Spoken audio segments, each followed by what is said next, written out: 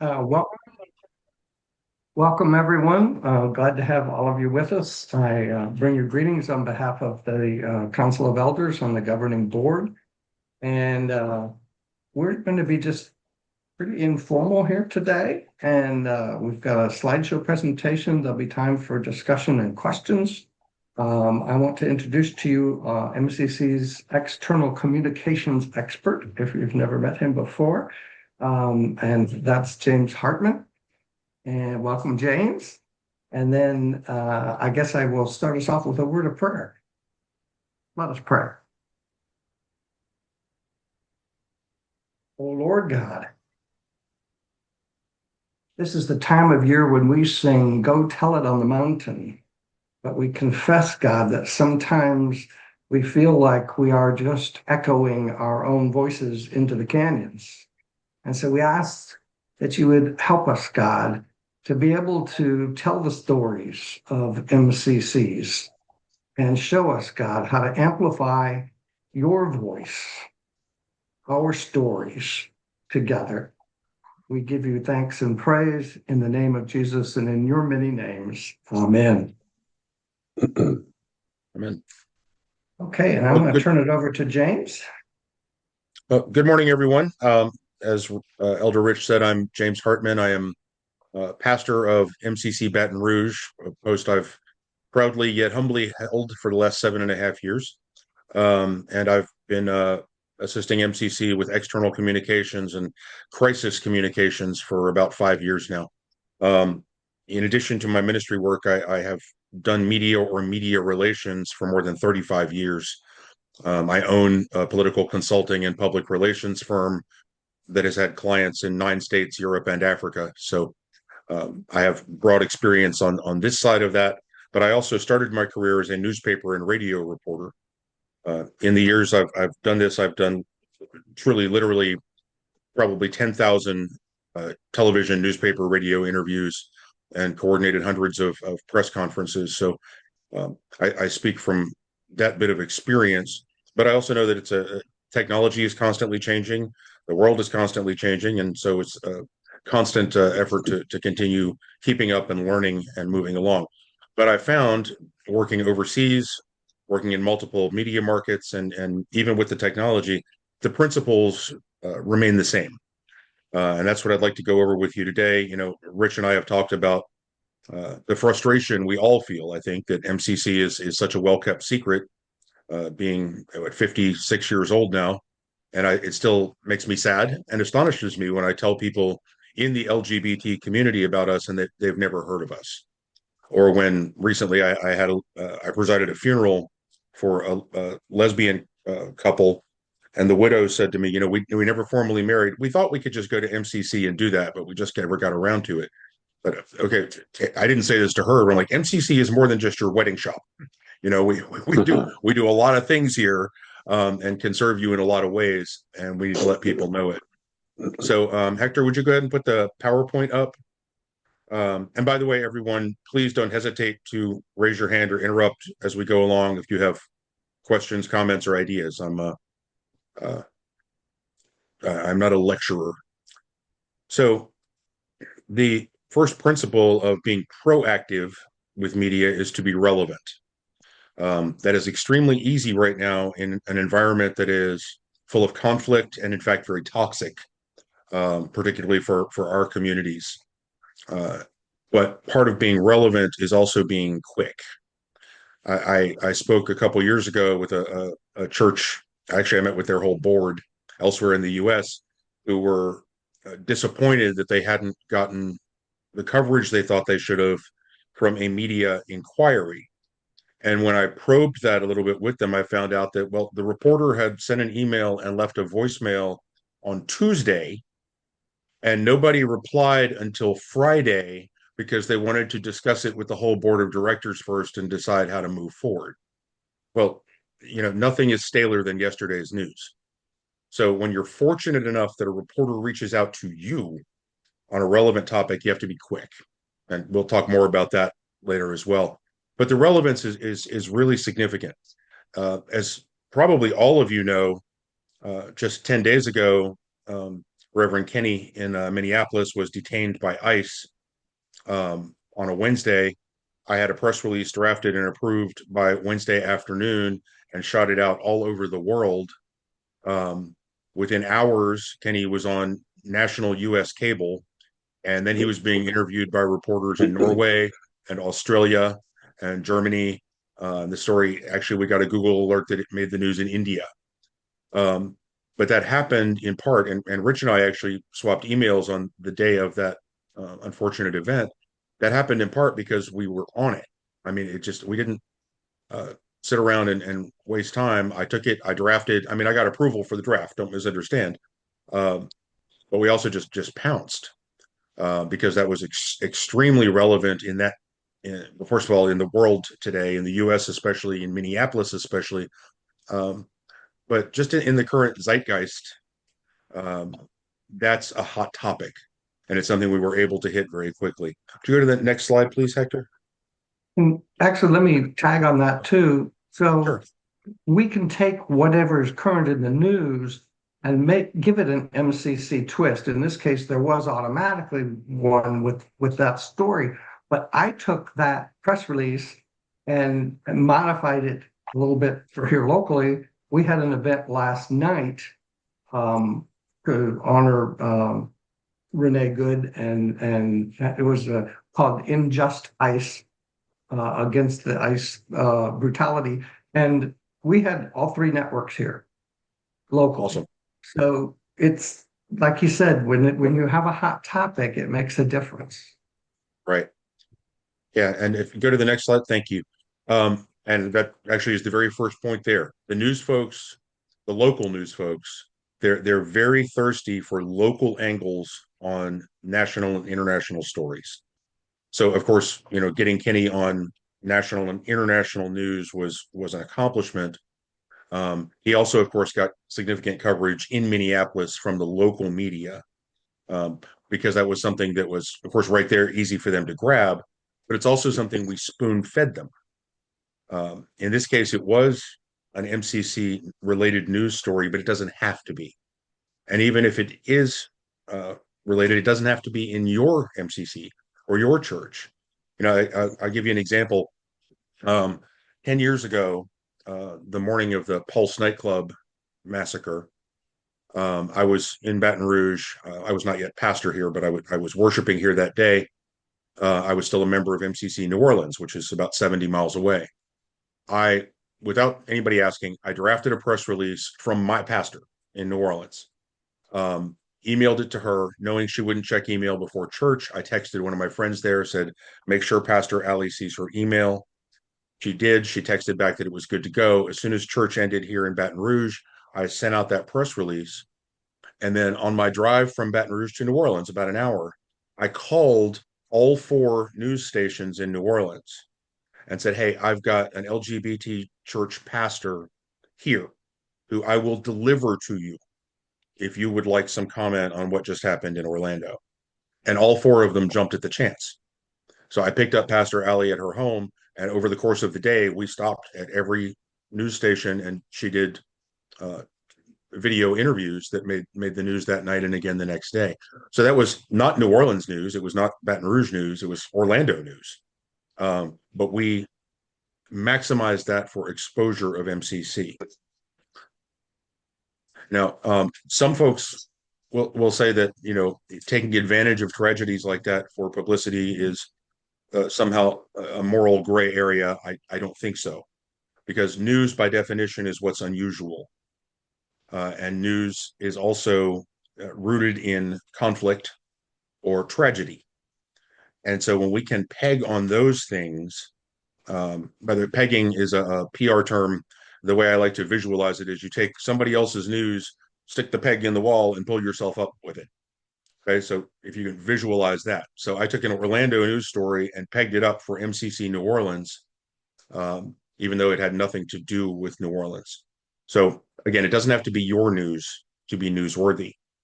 And any of you can do as Rich did, or you can reach out to me and I'll help you tweak an event like that for your local news market. And we'll talk a little bit more about the way to do that. Let's look down at the fourth bullet point here. Oh, well, actually, let's go back to the second one, the second part of the second one. It's fine. It's fine and good to put out press releases saying MCC of Kisatchie, Michigan will be celebrating its 30th anniversary with a picnic this Sunday, open to the public from blah, blah, blah. That's fine to put that out there. Don't expect any more than a mention in the newspaper, and don't get frustrated when that happens. But those things are not going to generate the level of publicity you really need to grow your church and to grow our brand. So as Rich was saying, you don't even have to, don't think, but this has nothing to do with MCC. Well, maybe it can. Maybe it can.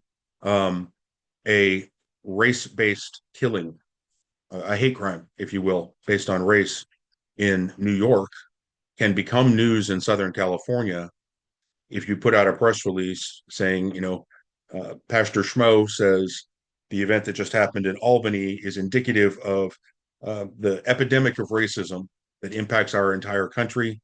Our church stands against it. I stand against it. Pastor Schmo is available for interviews today from 1 to 3. Uh, you know, is that going to get you the top news story of the day? Probably not. Is it going to help with the branding? Because you see, every time our logo or your church logo goes across their email inbox or fax machine, it brands it with recognition. For 9 years, I worked in law enforcement for one of the largest agencies in Louisiana doing public relations. And the primary stories they were interested in, of course, were murders, rapes, robberies, kidnappings, plane crashes, that sort of thing. But which fortunately in that community we didn't have many of. But I made it my goal to do at least one press release every weekday about something.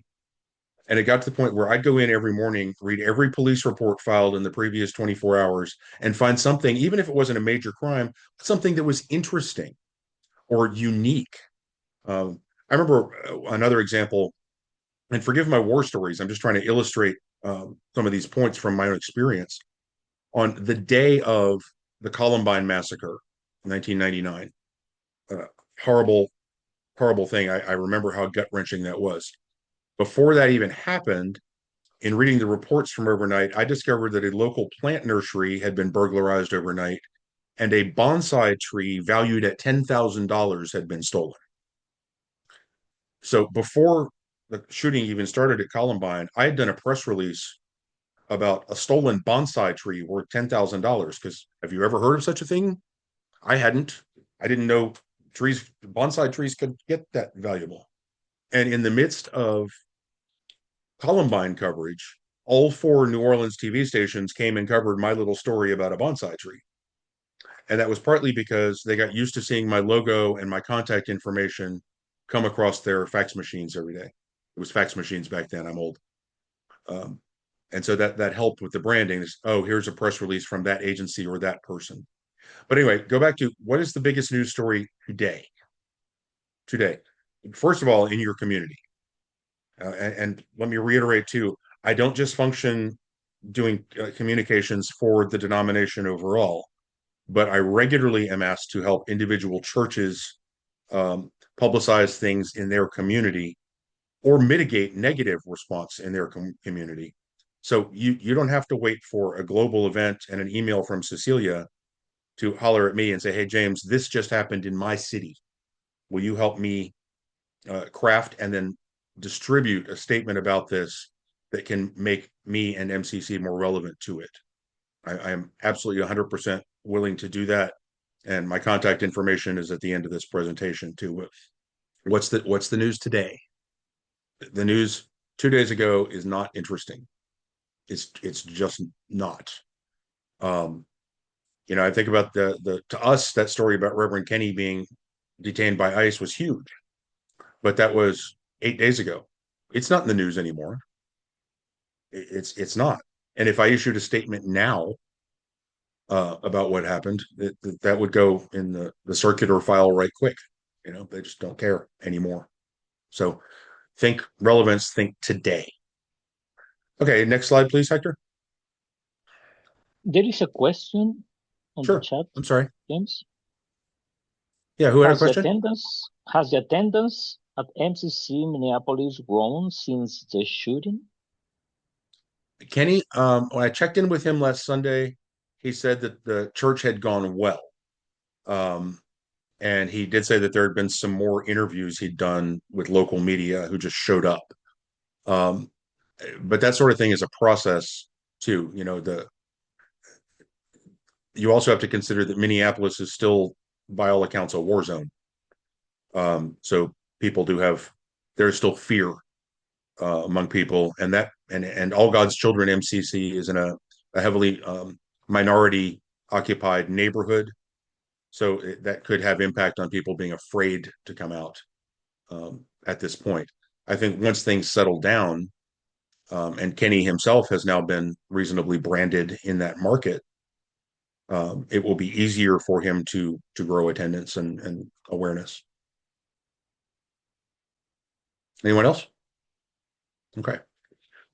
All right. So again, what do you have to say about it that brings it back to MCC? Can anyone tell me something of significance, not an ICE raid, that has happened in your community lately, uh, that perhaps you wanted to somehow uh, link to or peg to, but maybe didn't think through how?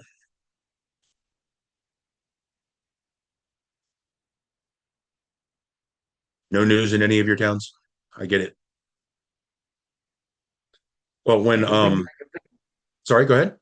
I can think of one example that's probably relevant in a lot of places, and that's the increasing numbers of people in our local food banks, taking advantage of the local food banks.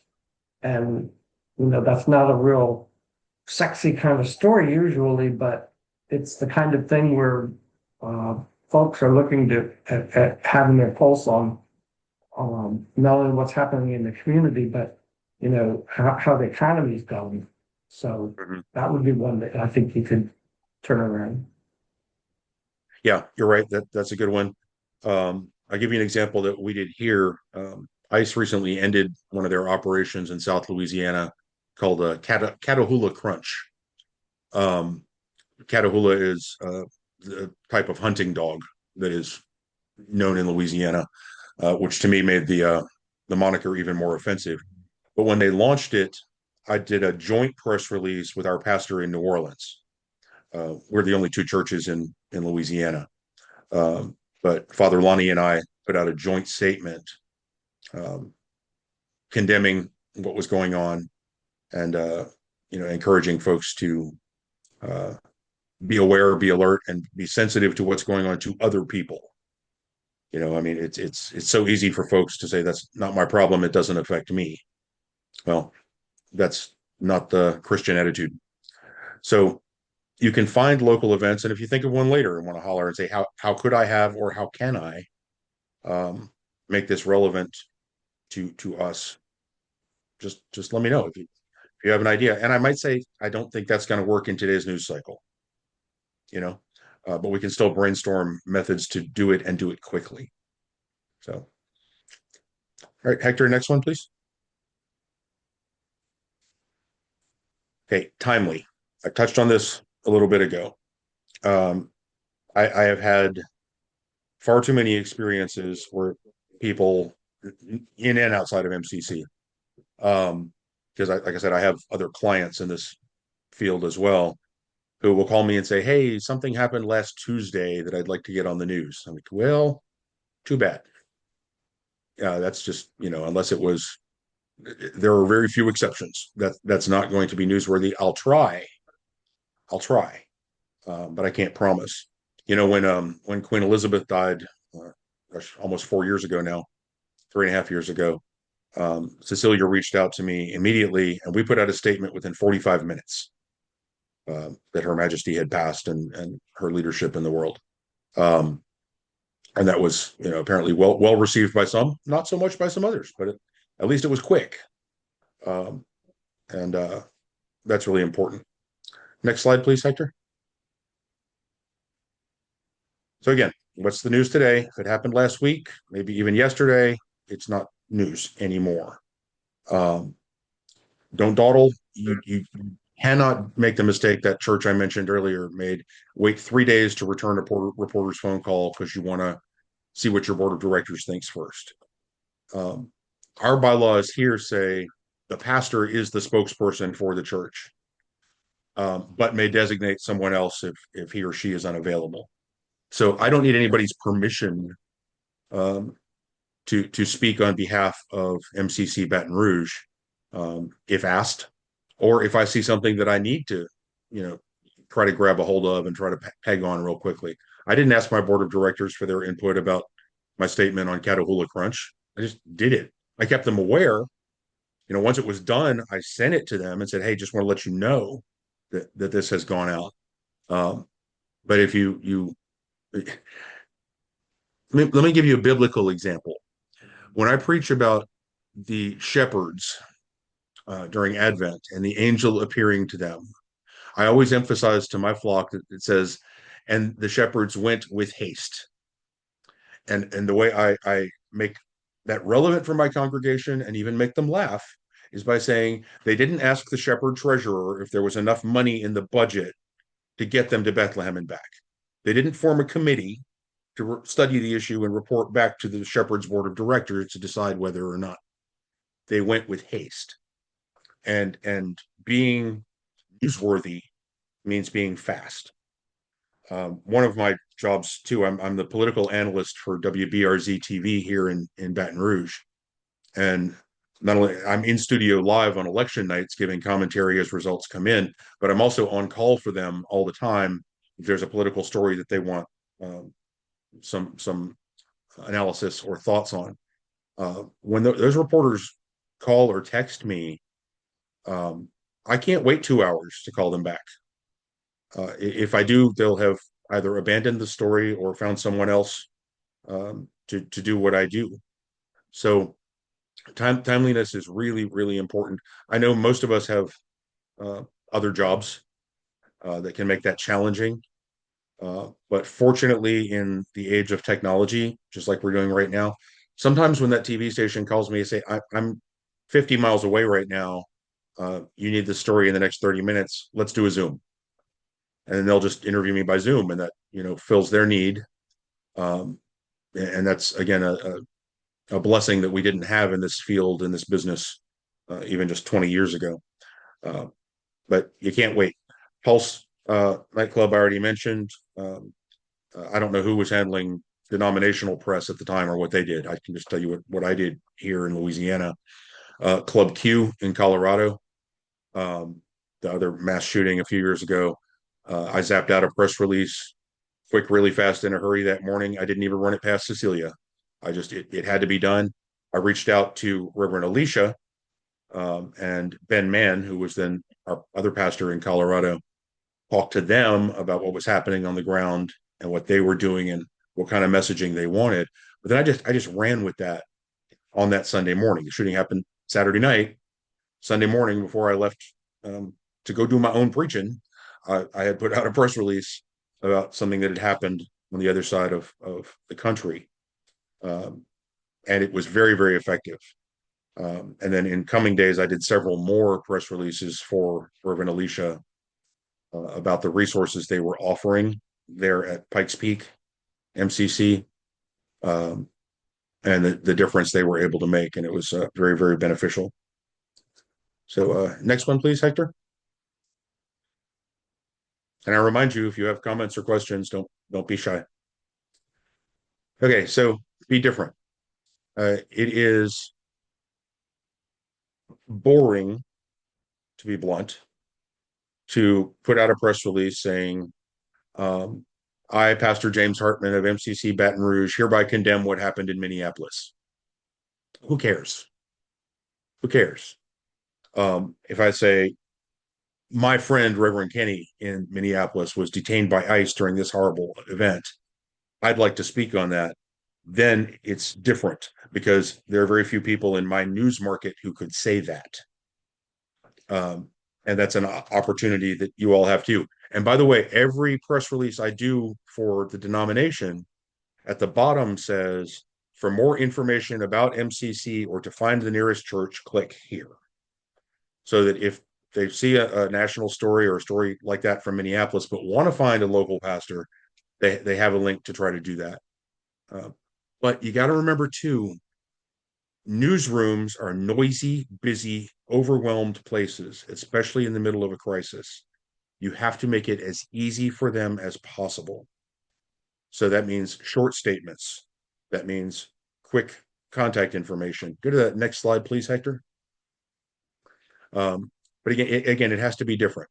And here, MCC of Okefenokee will host a community concert on Saturday, 7 p.m. Refreshments will be served. So what?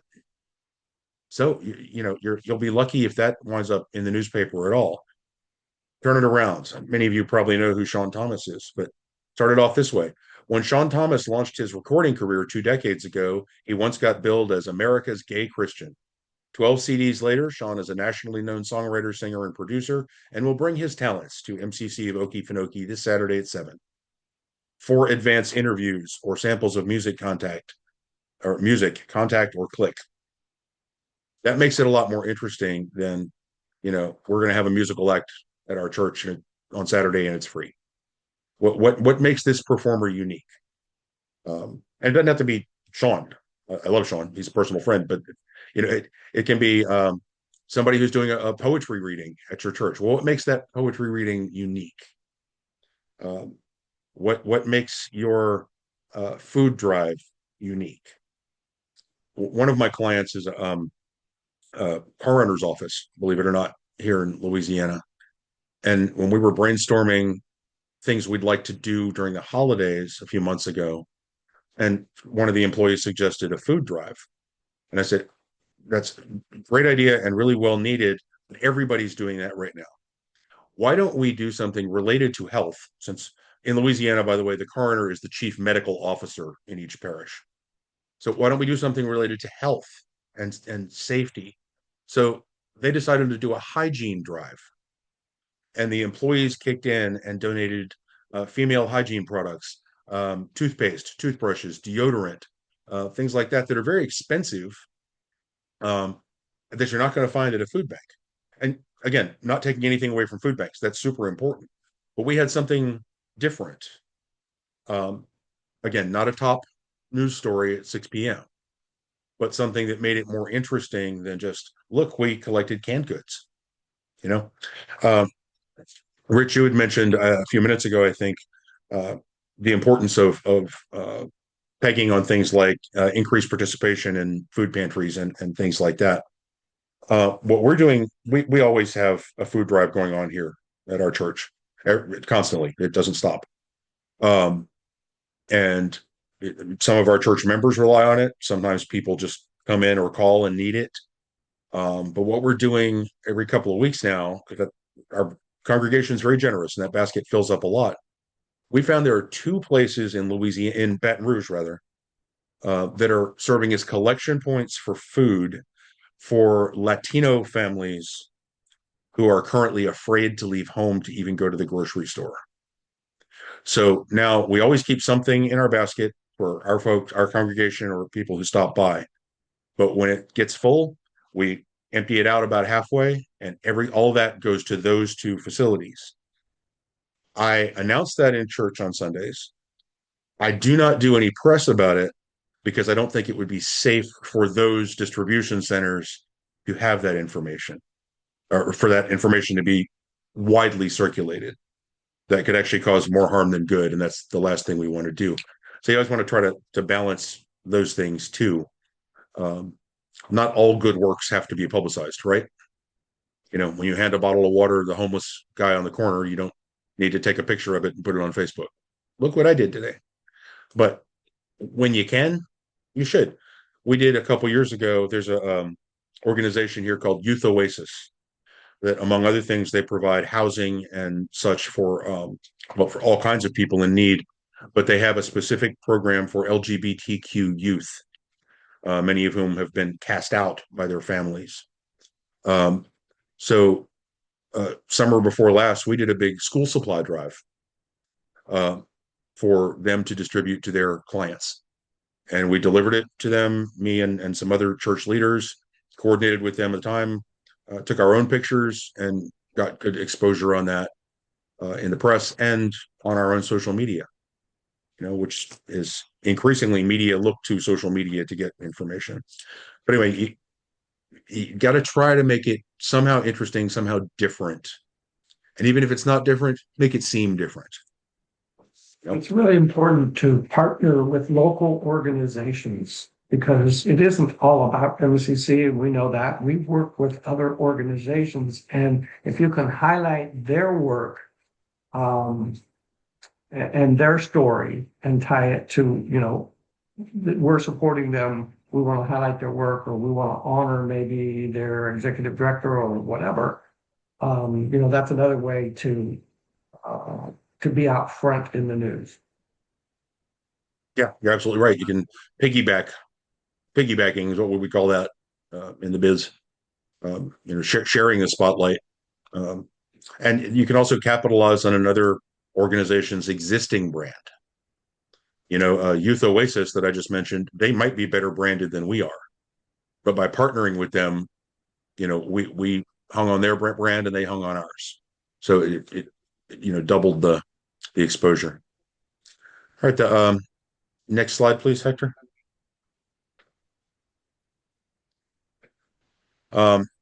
This one was a tricky one.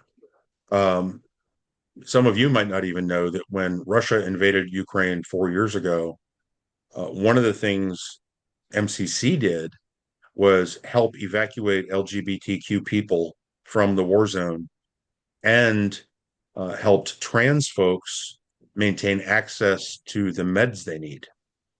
I know there was a call for special offerings at all of our churches when that happened, and we certainly participated in that very generously.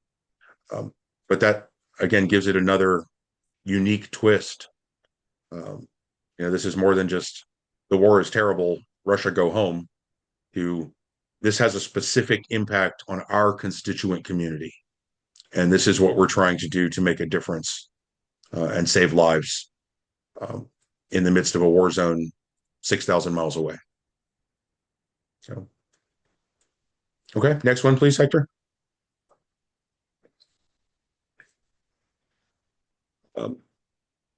Being prepared. This is key. And you can go on to the next slide, please, Hector. Since I got this job 5 years ago, I have asked and begged for local pastors to send me their media contacts. I can harvest them, but it's very time consuming and it's not going to be as accurate as what you can do.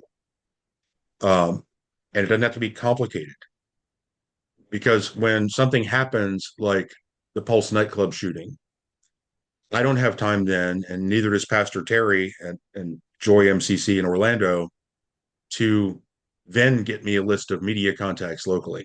I need to have those already stored in my phone, in my email database, everywhere, so that when a crisis hits like that, and that's just a very headline example, forgive me for coming back to it again. Pastor Terry needed to be pastoring.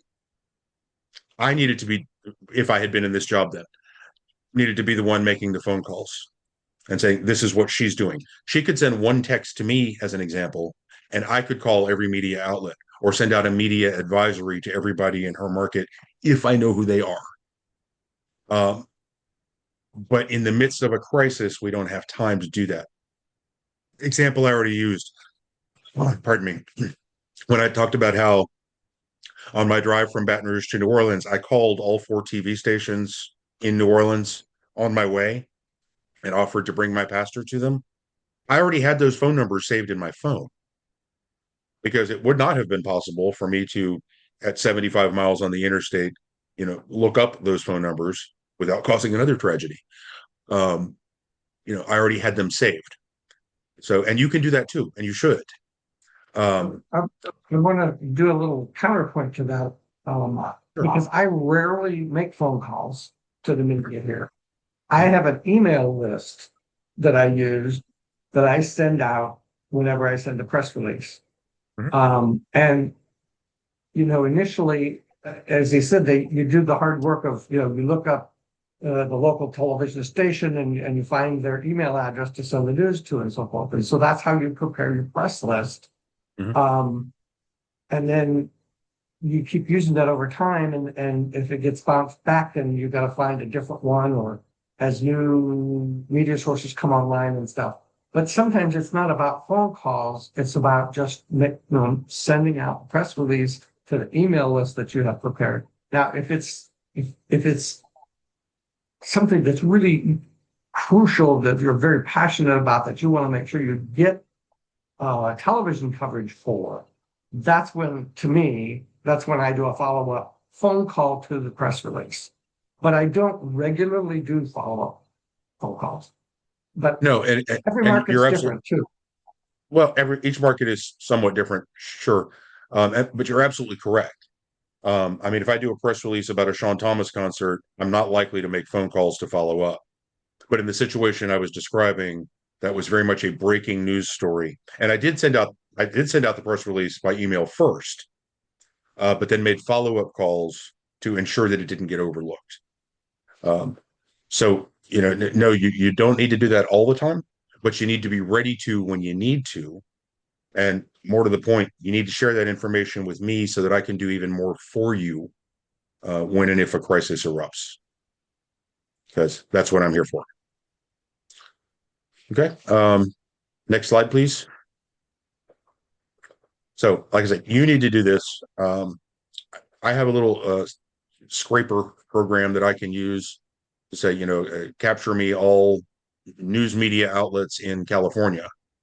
Takes about 8 hours, but it comes back with, email addresses that may or may not be 100% accurate, and it doesn't come back with phone numbers. So all I ask is, many markets only have one or two news TV stations, one newspaper anymore. Newspapers are, going the way of the dinosaur, unfortunately. Find out the general email address for that outfit. And if you have a personal contact there, that's really good to have too, to share with me. I promise I'm not going to spam people. And all my email lists, by the way, are geographical, not topical. So I don't have MCC lists. I have Colorado, Texas, Florida, New England. I have lumped together. So it's not a matter of adding people to my MCC list. It's adding to my geographical list, because when the time comes, some things go to every list I have. Some things are far more isolated if that's more appropriate for you.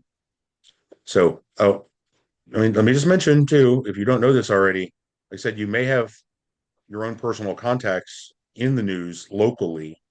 That industry is top heavy with LGBT people. Like I said, I started my career as a reporter. And I've worked in that field, like I said, for 35 years. They are sympathetic to our cause, even those who aren't members of our community. So you probably know some of them. So build your database, share it with me, even if you want to send it to me one at a time. Hey, just got this new reporter in town. Here's her contact information. Send it to me. I'll add it to my list, and of course, keep it for yourself too. Don't make sure you save it in all of your contacts as well. There was a question about Facebook and boosting a post, and so Facebook is a particular market, and if like we use Facebook heavily here, and we broadcast our services on Facebook, so we have a large Facebook following, and the key is getting people to share your posts. I don't usually boost a post unless it's something that's really critical that I really want to build a lot of attendance or something like that. But when you do a Facebook boost, and they don't cost very much at all. So, it's a question of getting a large market first. And once you've got that large market, you don't have to boost as often. But it does help to boost if you're trying to build a Facebook market. But just remember too, that Facebook only, the universe of Facebook users is only one sliver of the market. but we use it effectively to build attendance at our events, like the event we had last night, the anti-ice event. We were able to get 200 people there basically Wow. because of our large Facebook presence. But I did not boost that. But I have used Boost in the past that does get it to different people, and you can tweak your market too. Sometimes it's helpful to, if you're just, hearing the same people all the time, look at who your boost goes to and try to tweak a market that you don't really hit, that doesn't fit maybe your demographic of your congregation, and try to get the message out that way. Just something different to try. Absolutely. But Sorry. I was just going to say, but again, it's only one tool, one media source. Absolutely. And you're absolutely right. And I'm glad you mentioned that too, because when you are successful in getting on the news, there's almost always going to be a link that goes with it.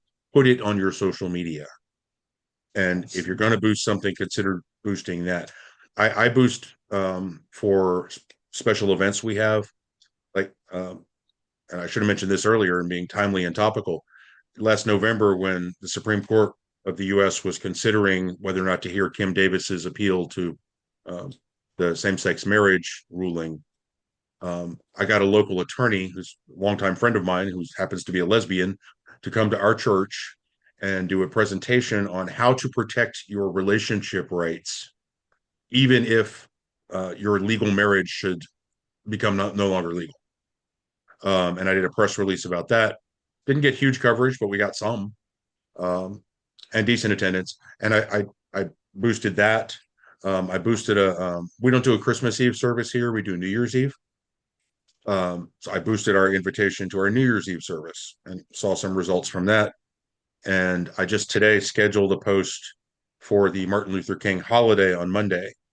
And I've put some money on that to boost that as well. Just because, like you said, Rich, getting the shares, getting it out there. And what Facebook will do also when you're an administrator is it'll say, hey, 20 new people engaged with your last post. Do you want to invite them to like your page? And then it's a one click to invite all 20 of those people to like the page. I don't have to know who they are. The way the Facebook algorithms work, just the more people who see it, the more people who see it, in addition to those. So, it spreads virally, if you will. So, any questions? There's a follow-up on that about a situation in Utah that's not a established congregation, but you have a satellite group there that's meeting. Well, what a wonderful way to build that satellite group. Used your media there in Utah. As you say, there's plenty going on there. And you guys have a right to comment on that. And the public would be grateful, I think, for MCC's views on some of that may be taking place there in Utah. So it's a great opportunity to grow your little satellite group. Yeah, I agree. And let's also remember too, though, that not everything requires a response. We did not issue a statement when Charlie Kirk was assassinated. That doesn't mean we approved of him being assassinated, but there wasn't much to say other than this was terrible, political violence is bad, and everybody else was already saying that. So there was no benefit to weighing in on that. It would have just created work and been lost in the noise. But you mentioned Utah. That's what made me think of Charlie Kirk, Rich. There's still plenty going on there that we need to be attuned to as we keep our eyes peeled for opportunities to be visible. Okay, next slide, please. Reverend Nilsa? Yep. I'm sorry. No worries. Thank you. I'm not sure if we're going to address this somewhere, but I was interested in the conversation about making MCC visible. And I was thinking about it seems like most of the time we're connected with something like a social justice issue, or which is an opportunity to make us visible. But I wonder, and both and, because both exist, I wonder about how do we make MCC visible in a way that is rebranding who we are in a way that's connecting all our identities and maybe making some public service announcements or videos or around rebranding what MCC is. And the reason why I say that is because in some spaces, people are not aware of MCC. So how can we connect and make it visible as a public? I mean, I'm old school, so I'm saying public service announcements, but a video or a history or story of saying who we are now, who we were before, but a rebranding MCC as a denomination, not as congregations, but as a denomination, who we are, who we're serving, with ways of bringing a new narrative to MCC. Is that something that we can work on or has been worked on or thought about rebranding MCC's message? Well, some of that's above my pay grade. And we got a couple elders on this Zoom who can maybe address that better than I can. But that is your question is valid and it's good. There are many processes to doing that. The media, the press stuff we're talking about, which again in the business we call that earned media, because it's free. We earn that coverage just by being visible, by doing things, by saying things in a timely manner. That's part of it. Social media is another one. Advertising is another one. But I'll just take this opportunity to mention that I think we're having issues that we need to figure out how to navigate globally and certainly in the US, because I'm afraid, and this, I'm not trying to be critical of anyone. We all of us have had in our heads, and maybe have had it educated into us most of our out of the closet lives, that LGBTQ people think monolithically, and we don't. Just recently, in the last year, I've lost 5 members of my church, all white men around 60, who think that I'm too woke and that they're tired of hearing about diversity and white privilege. Well, okay, bye. Don't let the door hit you on the way out. But when rebranding, we have to be cognizant of the fact that the brand that sells in Chicago is not the brand that's going to sell in Houston. And again, that's stuff that needs to be handled above my level. I'm here to do what needs to be done. But making those sorts of strategic decisions. Rich, do you want to comment on that? You look like you are. Yeah, so the Council of Elders and the governing board are constantly looking at that issue. You know, how does transforming MCC, what does that look like, and how do we market that? You know, branding is significant. The reason I organized this particular presentation is because I think too often we think in terms of the global denomination or national denomination, like somehow we're going to, end up getting the money to be able to put public service announcements on television stations. And that's never going to happen because we're not we're talking about millions and millions of dollars that MCC does not have. And I would say, even if we had it, the market is so fragmented today that it's like, okay, so where do you put your money in the market? Because how many people watch CBS News, for example? Okay, a portion of people, right? So it used to be we had 3 major networks, and that was one thing. But now there's people get their news from all sorts of places. So we can't look, in my opinion, the denomination is doing everything it can to be relevant and to market itself. But we can't look to the denomination to save local MCCs. MCCs need to do what they can in their media markets to make MCC heard and visible.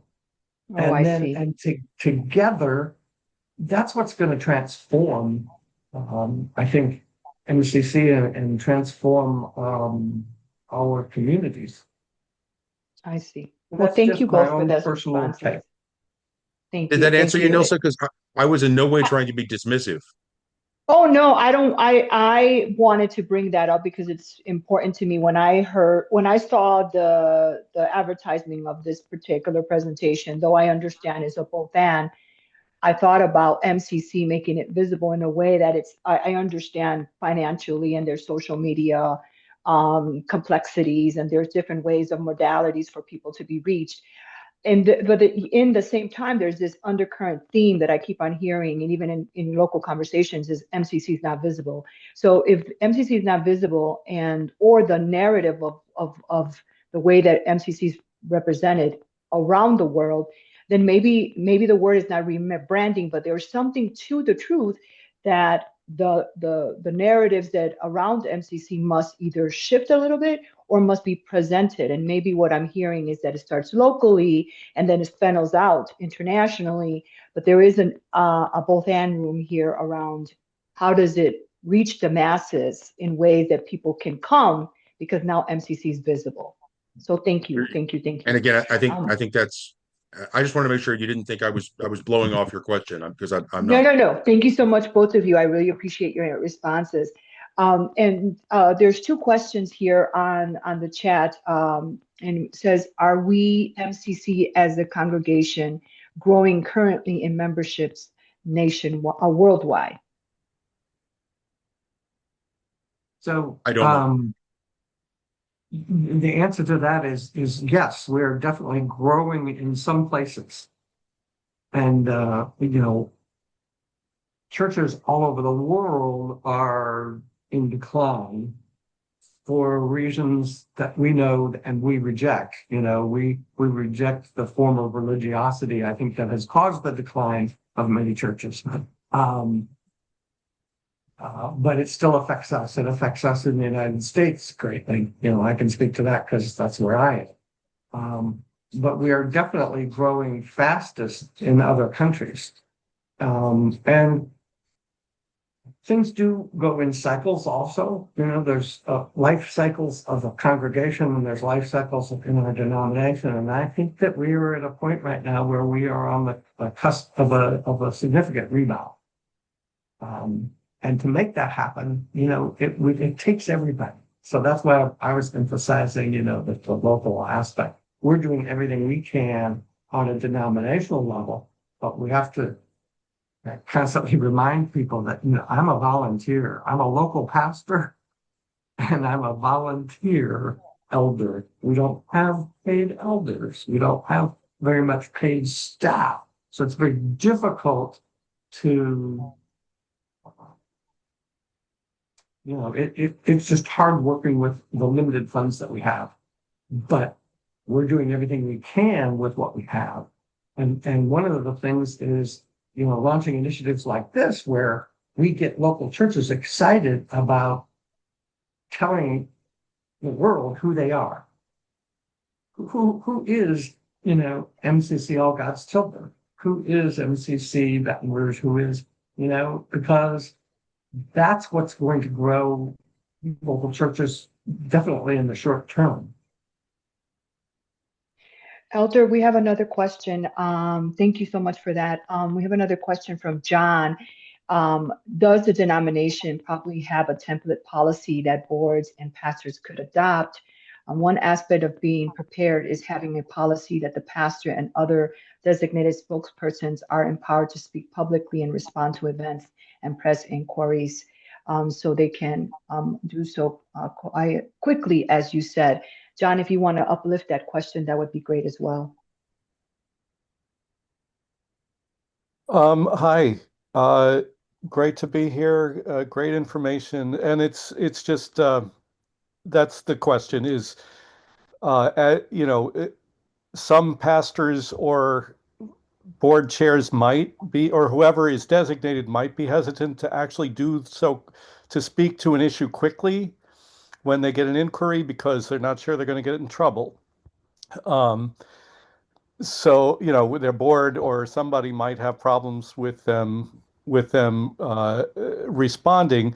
So, in my work, again, with nonprofit organizations over the years, I have urged them to have policies where that are in place already, that their designated spokespeople, the pastor or whoever they are, are empowered to speak, uh, are empowered to respond quickly without having to check with a million people before they do so. So that was my question. It just is very straightforward, I think. So thank you. My Absolutely. recommendation, I'm not aware of any denominational template or policy. My personal recommendation would be that that belongs in every church's bylaws, so that it doesn't change with the membership on the board of directors or who's the pastor. That and that the pastor can designate or delegate. Like in my case, I'm very experienced at this. I don't hesitate at all when somebody asks for a comment or an interview. My vice moderator, who would be next in the line, I suppose, is so incredibly shy that I would never in a million years shove Mark in front of a TV camera. But there are other people in my congregation, maybe not even on the board, who I could say, okay, if I'm not available, Hope should be the one to talk about this. She's the most fluent in XYZ. So my personal recommendation would be that each church bylaws should say pastor is authorized to speak or is the designated spokesperson, and may, at her or his discretion, delegate that authority to someone else. And it might be helpful somewhere along the line for the denomination to issue that guidance to the local churches that please put this in your bylaws, put this in your operations, in your policies. Get this in place so you're ready. So And Thank you, and John. Yep. I've John, noted that. just to piggyback on that too, Yes. if we do what we're supposed to do, me, staff, individual pastors, and local leaders, then it's going to become more and more important mhm. that we're empowered to do that. Because if we keep doing what we're doing now, and if you all help and do it better and more, then it will get to the point where they're calling us for comment before we reach out to them. And that needs to be something again that's handled quickly. Okay, next slide, As please. Elder, I'm sorry. as Elder Rich already said, we take the note. Thank you, John, and we will work in that on the denomination. Thank you. Thanks, Hector. Yeah, great suggestion, John. All right, good. Next slide, please. There is another Anthony Rodriguez has some question. Anthony? Yes, so just to piggyback off of that line of questioning, I'm Anthony Rodriguez from MCC Amarillo. I think one of the things that are hesitant when people are trying to make a comment or speak on behalf of the congregation is getting into the political side of things rather than just the social justice of it all. So I think that kind of could help if we could have some kind of policy or procedure for us to go by, if that makes sense. It does make sense, Anthony. And let me just throw something else out there too. I I have had over the years, I've been doing this for MCC and for other clients and organizations. I've had people call me. Pastor Kenny called me last Thursday morning and said, "Okay, you've scheduled all these interviews for me. I'm scared to death. What do I do now?" Um, and so I prepped him in advance on how to handle these things. And I'm able to do that and willing to do that for any pastor anywhere, anytime. Just even if whether it's something that we initiated or a reporter calling you, you can reach out to me and say, "Hey, this is a hot topic here, but I think it's kind of a sticky wicket. So, how do you recommend I handle this? Do I need to be afraid of gotcha questions that I can FaceTime through that uh, with you, or talk you through it on the phone, or what have you?" And let me tell you this too: there have been times when the pastor was not the appropriate person, the church had no pastor, nobody was willing, etc., where I did interviews by Zoom in other media markets for other pastors. Very specifically, we had a situation in Philadelphia a couple years ago, where there was nobody to do the talking but me. So I did a Zoom with an investigative reporter in Pennsylvania about a local church issue. So if you ever find yourself in that situation, I'm here to help. I really am. Okay, James, so back. Oh, sure, more. Go ahead. We had another There's a- question in the chat. Yeah, the question about resources for social media messaging. So that's really kind of beyond the scope of this particular one, but I have been wanting to do another webinar that I can plan with some other folks about social media do's and don'ts, because I think there's a lot of people who have grown up using social media sometimes blur the distinctions between private use of social media and public use of social media. So that's a whole other topic that I would love to do a webinar on and schedule for a different time. Because it is important that MCC be present in social media. We can't not be there. And we need to be on multiple platforms. So folks need help in how to do that, I think.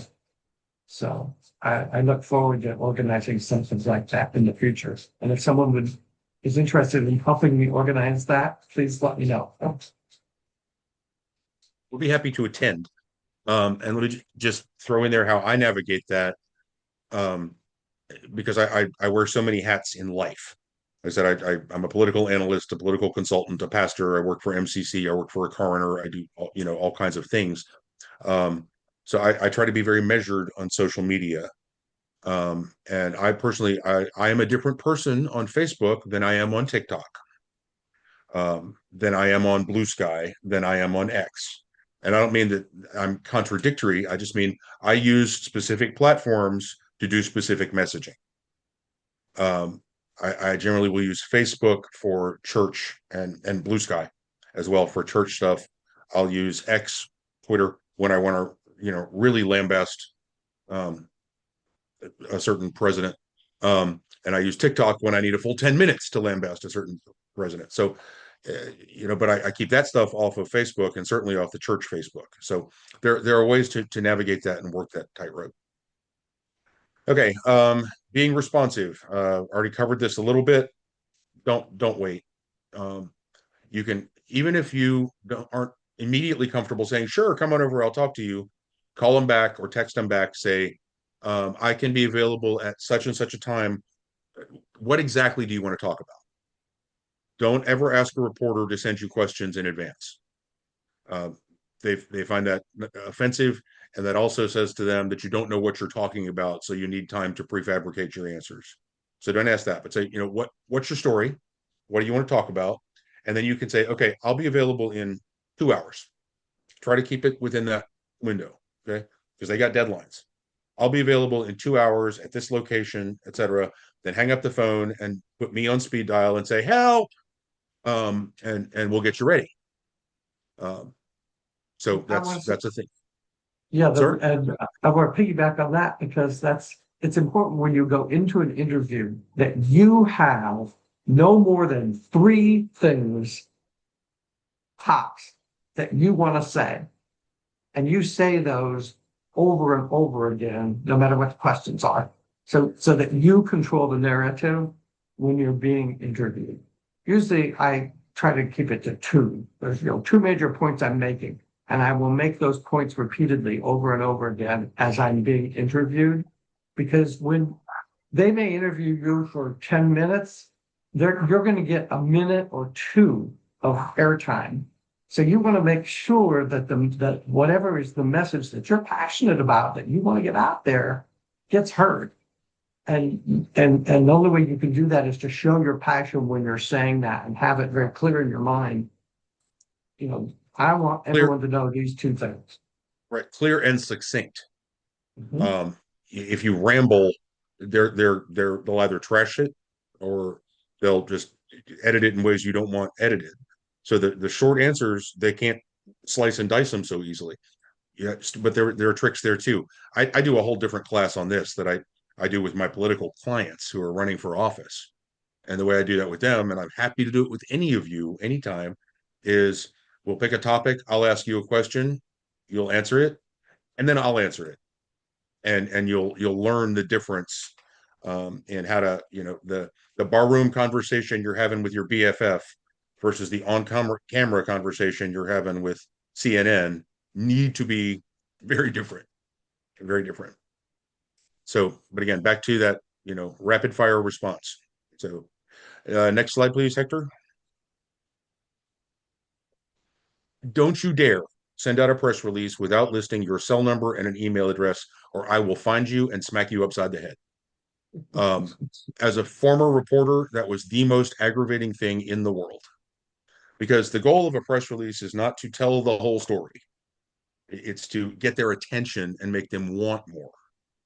Get their attention with some basic, well-presented, concise facts and statements to make them go, I want to know more about this, or I want to get this person on camera, or I just don't understand this. Could you please explain it to me?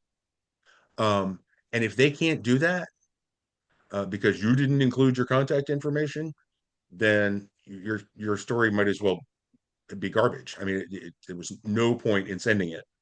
And again, the next point, don't send out a press release and say, well, I'm sorry, I'm not available today.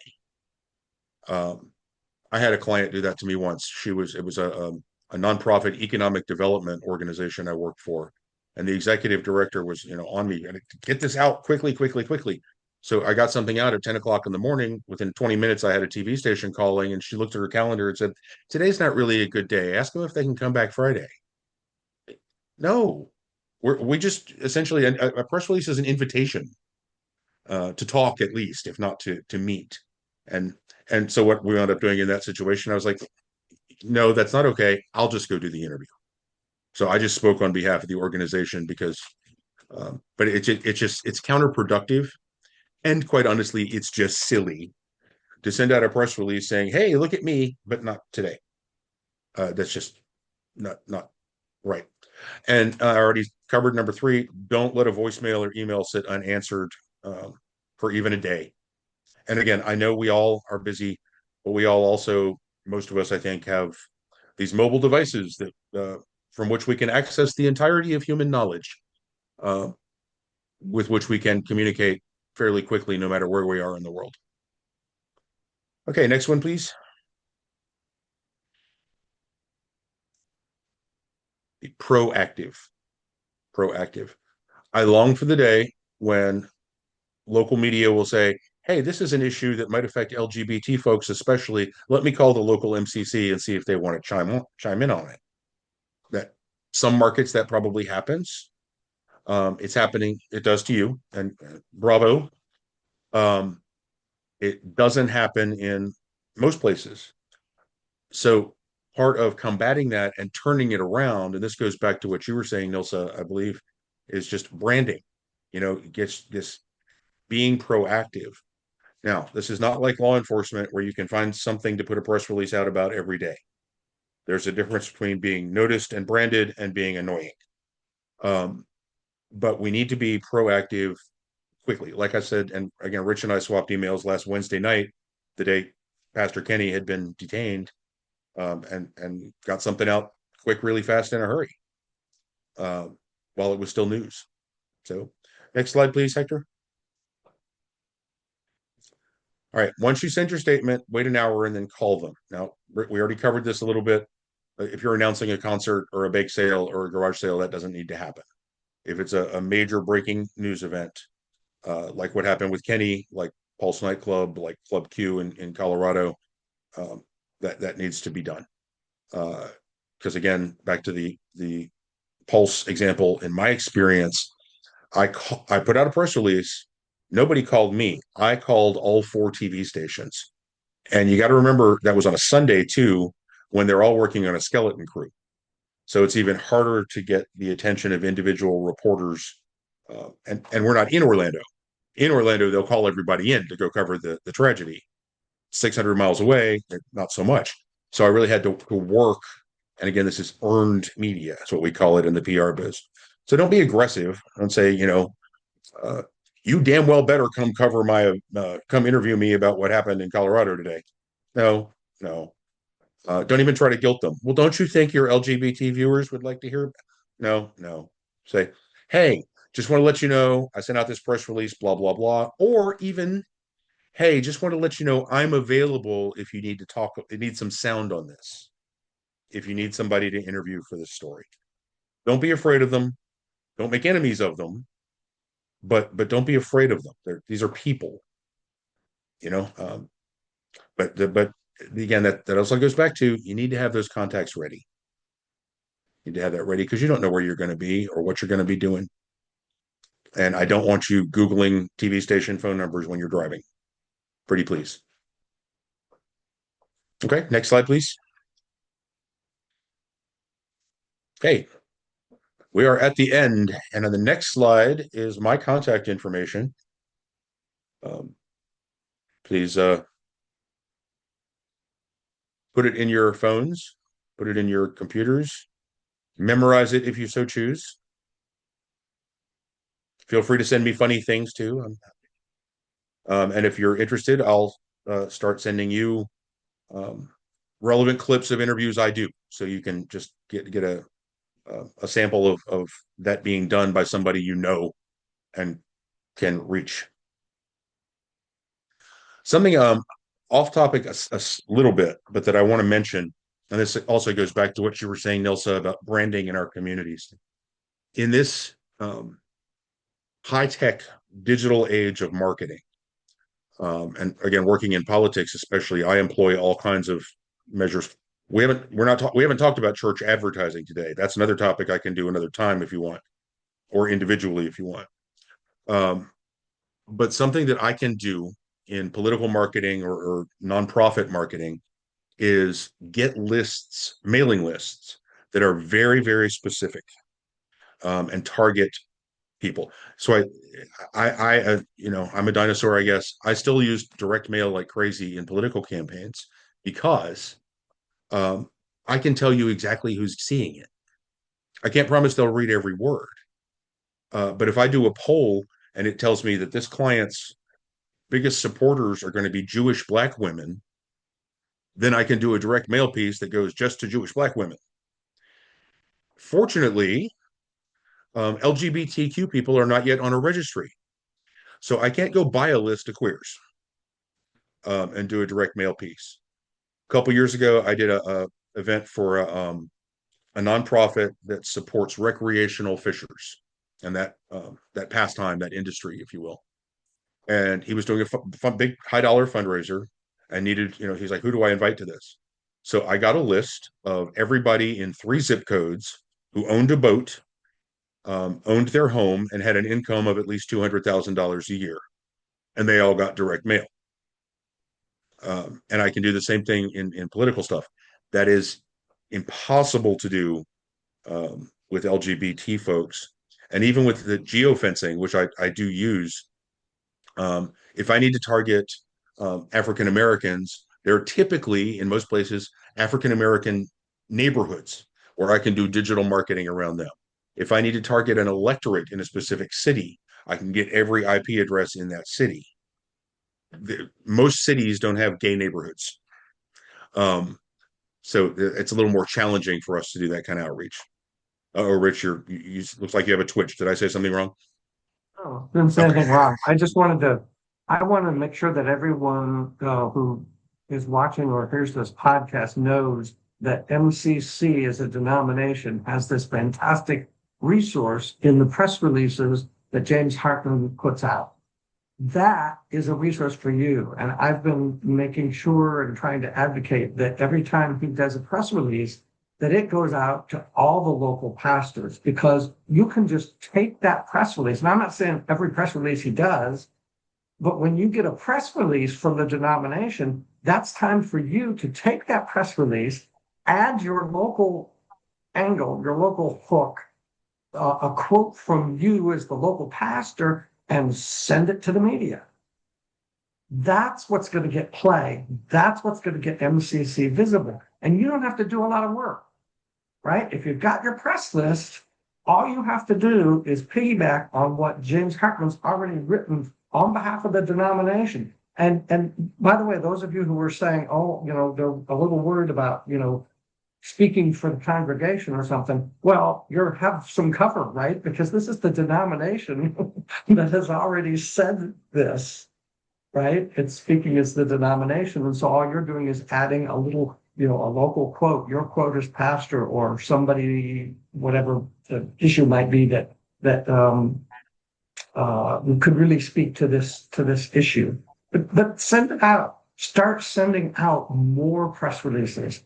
And I will tell you the reason why they turn to MCC-QC, where I'm at, for particular issues, and not just LGBTQ issues, by the way, is because they see a lot of press releases from us, and they have been to a lot of events that we have participated in and organized, and they know that they're well done. So, but it's this repetition,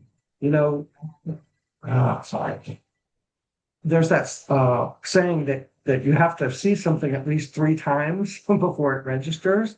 So if these reporters see your logo coming across continually, they're going to respect that. And again, I'm not talking about just sending garbage, but there's a lot of good press releases that James Hartman sends out on behalf of the denomination that could be getting a lot more play and helping your local church. That's my opinion. And just so you know, every press release I do, I send to the entire staff, the Council of Elders, the Board of Governors, and all of your network leaders. I don't have access to the complete email list for pastors. So the compromise, sir? You will. Okay. But the compromise has been that I send it to all network leaders, and it's up to them to circulate it to you. Now, again, how fast they do that, I have no idea. And I know not everybody on this Zoom is a pastor either. Some of you are laity who are in leadership positions. And I do not diminish that role at all. I think all of our churches would fold if it weren't for people like you. But thank you for emphasizing that, Rich, and for your kind words as well. But yes, I try to be a good resource for everybody. And let me just throw this out there too, talking about saving contacts. If each of you would send me an email today and say, hi, I'm so-and-so from this church, and here's my cell number, I will save that. So that then when I hear of a news story in your community, or when you need to reach me quickly, I'll have your number saved already, and I'll know who it is and won't think it's somebody calling to tell me I owe them money. So please, today, send me an email with your cell phone contact information, and I will and your location, and I will retain that.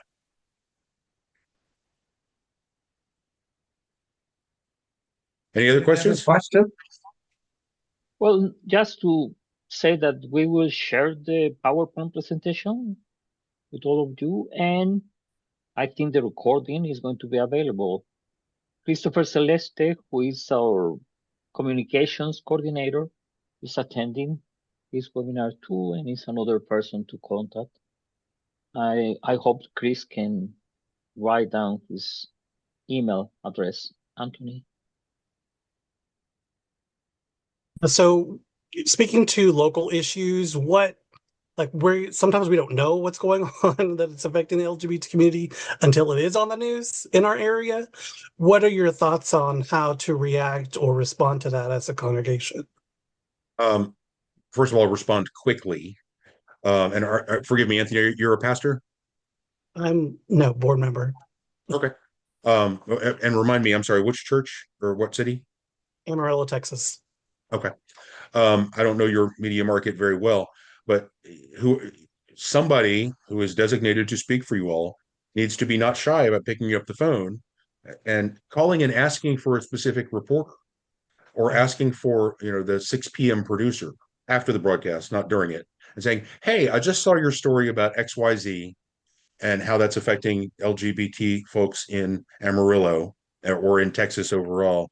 And I just wanted to let you know that I'm with such and such a church. Actually start with that. And I would be happy to give you context or commentary on that to flesh out your story for a follow-up. Thanks. Again, don't be afraid of them, but don't make enemies of them. Don't be pushy. How dare you not include me in this story? But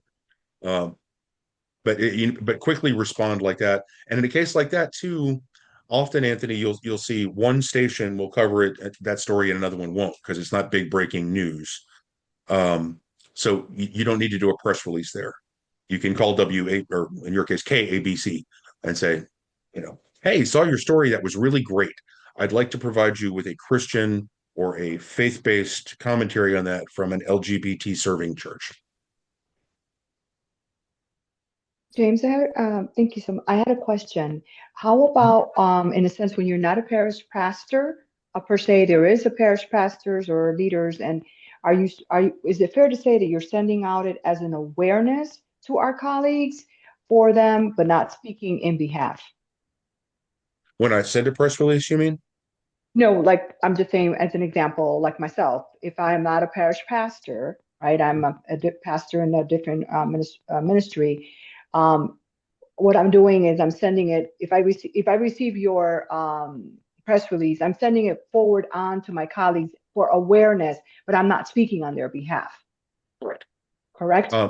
Right. But what Rich was suggesting. I'm sorry, it's because oversaturation. Will there be me forwarding, or when do you stop forwarding? Or is it always a recommendation to always forward? I would always send to your other staff and church leaders, board of directors, and other lay folks. But that's different from. Let me clarify. When I send a press release for UFMCC or for MCC Baton Rouge, I always send it to my board of directors and church leaders as an FYI. Okay.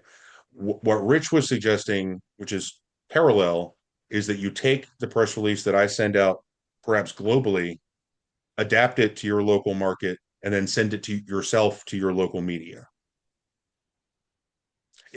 including quotes from you or from your pastor or whoever's authorized. I think for places where there's not an MCC church, if that's part of what we're getting at, or you're not affiliated with a congregation, I mean, you can still adapt that, and just as an MCC pastor or as an MCC, as a lay leader of this community of faith, this gathering, whatever it's called, a spiritual community, because we have different bodies that we call them, but Exactly. But I think the key is just to make sure that there's a person designated to be the spokesperson, and it should be somebody that's good at that. Okay.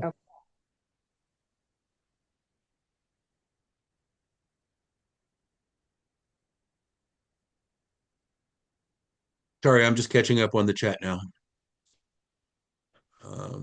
Okay, I think we've answered all of those. If I haven't, Ray, it looks like you posted something there. Does boosting a post on Facebook, or was that a while ago? Did we already address that? Yeah. Okay. Anything else? Send me an email today with your contact information, and if you have it, send me your media contacts, email and phone number. And if you don't have your email contacts, start today. Make that list now so that you have a list of local contacts and you can start sending out press releases. And share it with me so that when I send a global one for UFMCC, your market is included in that. Thanks y'all for your active participation, and thank you, Rich, for arranging this, and Hector for your technological support. And to her news that supported at the last minute, I asked her to support me, keeping an eye on the chat. The Lord provides. Thank you, everyone. We really appreciate it. Thank you, elders. All right.